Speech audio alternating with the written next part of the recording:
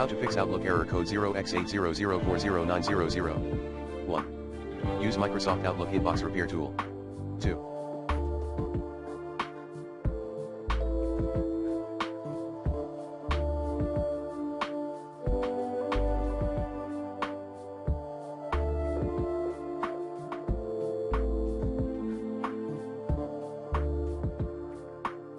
Modify Outlook account settings.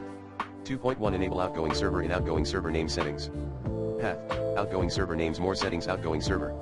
2.2 Apply specify the correct ports and SSL settings in advanced tab. 3. Remove and re-add your account. 4.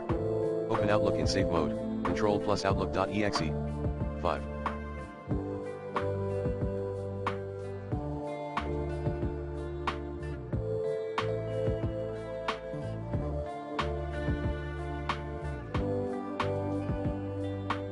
Temporarily disable antivirus and VPN software.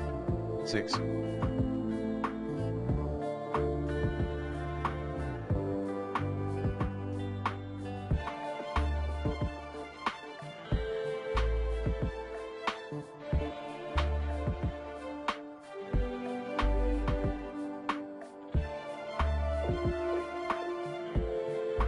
Repair Outlook.